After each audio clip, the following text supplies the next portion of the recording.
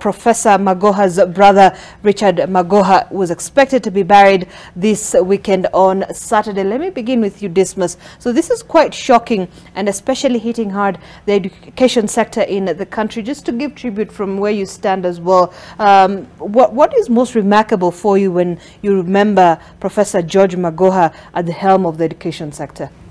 Well, my condolences to family, friends, and the entire nation. Actually, the entire world, because Professor Magoha is highly regarded, not just in Kenya, but all over the world. And it demonstrated what leadership is all about, because when he was given a responsibility, he took it with a high-level energy and delivered value. At the same time, Professor Magoha respected authority. You would actually recall that wherever he made public statements, he always reminded all and sundry that he was President Kenyatta's appointee. Right. So it seems to me that his leadership philosophy was, number one, you have to respect the appointing authority. You have to respect the person who has given you responsibility and power.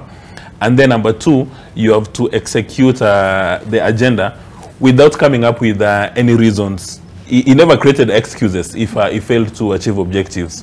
And he took personal responsibility. But on the flip side, watching what happened at the funeral home last evening, a number of professionals that raised very pertinent issues. And it's a recurring thing that probably as a nation, Kenya has not invested sufficient resources in emergency medicine.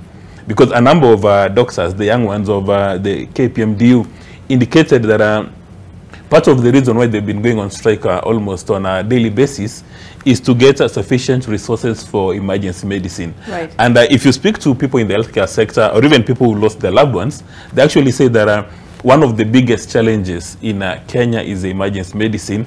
That an issue like this, the cardiac arrest, if you had a very agile emergency medical infrastructure, right, then probably a life would have been saved.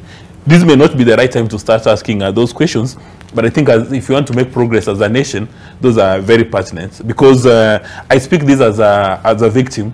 My brother passed on, and people suggested that had we had a solid, medical emergency infrastructure, then probably his life would have been saved. Right.